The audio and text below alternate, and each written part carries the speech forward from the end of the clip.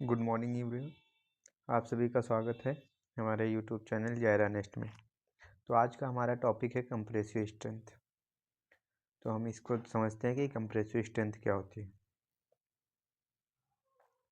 The ability of material to resist the force tend to crush और compress is called the compressive strength.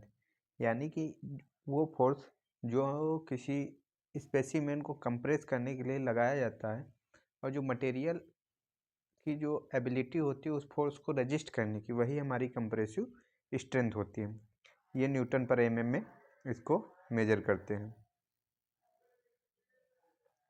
इसका significance क्या होता है तो देखते हैं। Compressive strength are useful in material selection for product. कोई भी प्रोडक्ट के मटेरियल सिलेक्ट करेंगे तो उसमें हमारी कंप्रेसिव स्ट्रेंथ काम आती है।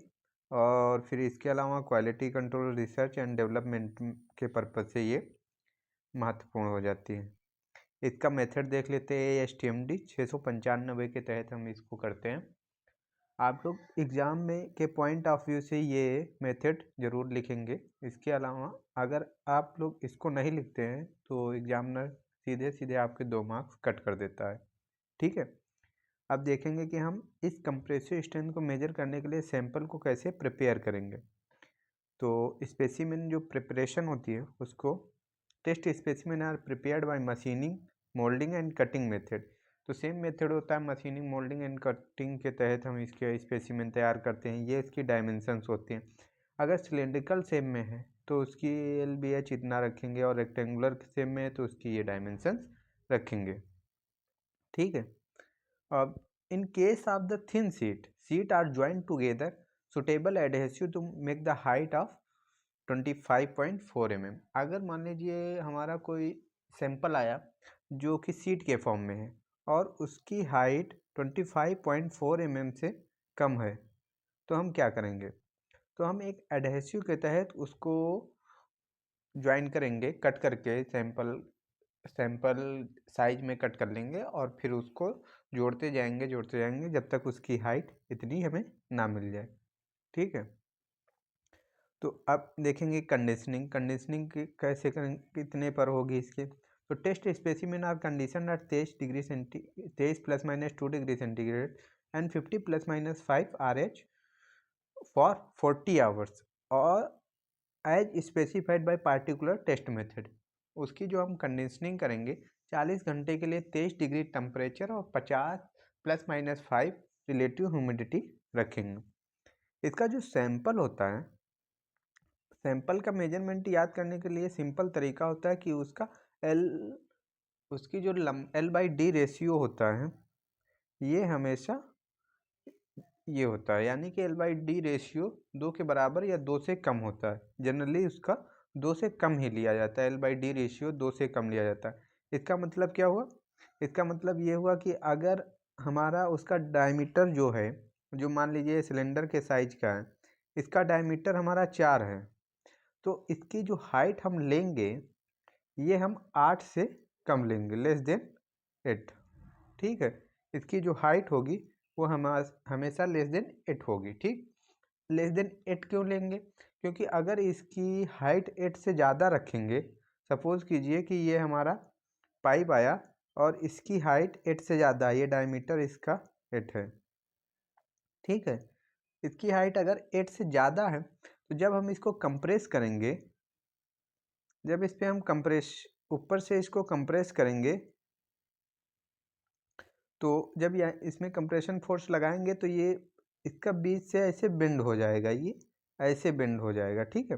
तो ये इसकी जो ट्रू कंप्रेशन स्ट्रेंथ है वो मेजर नहीं हो पाएगी, इसलिए इसकी हाइट हमेशा इसका 2 से कम रखी जाएगी। L/D रेशियो इसका हमेशा 2 से कम होगा, लेस देन 2। ठीक है। तो ये चीज़ आप लोग ध्यान रखेंगे। कंडीशनिंग के बाद इक्विपमेंट। अभी इस टेस्ट को भी हम UTM पर करते हैं तो सेम इक्विपमेंट हमें ज़रूरत होगी जैसे कि पिछले वाले में ज़रूरत थी। बस इसमें डिफरेंस क्या हो जाएगा, जैसा हमें टेंसाइल में ज़रूरत होती है वैसे ही हमें इसमें कंप्रेसिव में ज़रूरत होती है। बस इसमें मेन चीज़ हो जाती है कि इसमें कंप्रेसिव टेक्स्ट फिक्सर, यानी कि इसमें जो जिसमें हम सैंपल को फिक्स करते हैं वो कंप्रेसिव प्लेटन को लगा देते हैं। उसमें यूटीएम मशीन में टेंसाइल प्लेट इनको लगा करके हम टेंसाइल टेस्ट करते हैं, और इसमें कंप्रेसिव प्लेट लगा करके कंप्रेशन टेस्ट कर लेते हैं। ठीक है, वही कांस्टेंट स्पीड से चलना चाहिए। फिर लोड सेल क्या करेगा, लोड को मेजर करेगा, एक्सटेंसोमीटर डिफ्लेक्शन को मेजर करेगा, माइक्रोमीटर और वर्नियर का क्या जरूर होगा, तो इससे डायमेंशन मेजर करेंगे, कटर से हम स्पेसिमेन को काटने के लिए। ठीक है, अब देख लेते हैं प्रोसीजर जो इसका होता है। तो फर्स्ट पॉइंट सेम रहेगा, ensure the UTM machine is calibrated.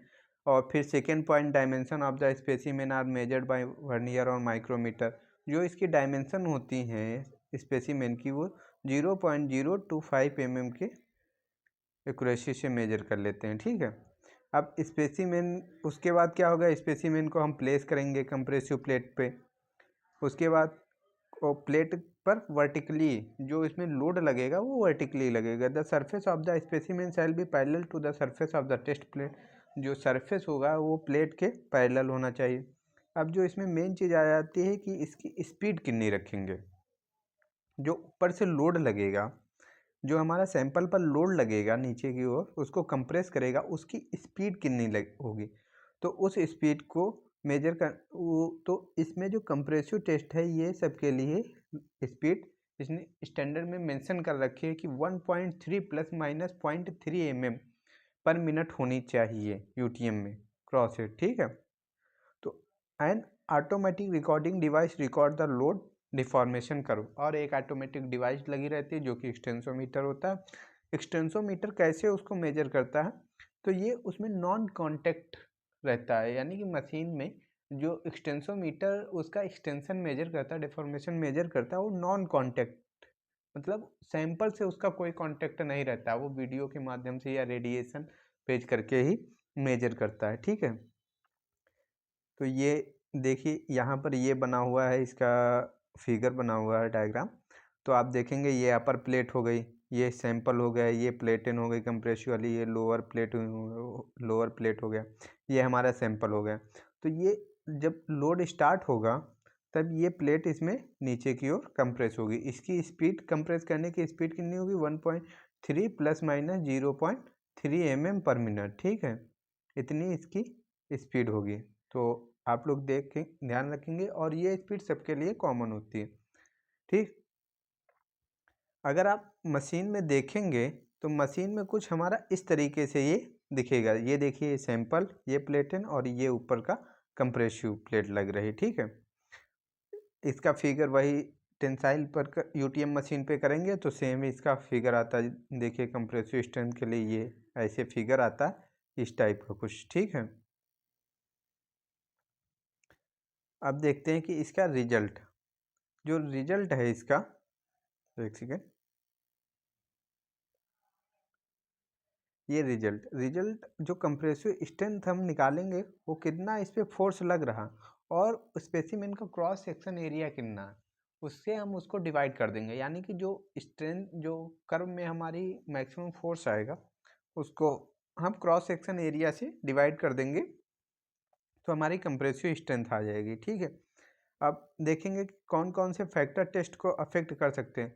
तो जो जो फैक्टर हम इसमें, जो मैनुअली फैक्टर किए जाते हैं, मतलब जो काम उसमें मैनुअली किया जाता है वो सारा उसमें अफेक्ट करेगा ही करेगा।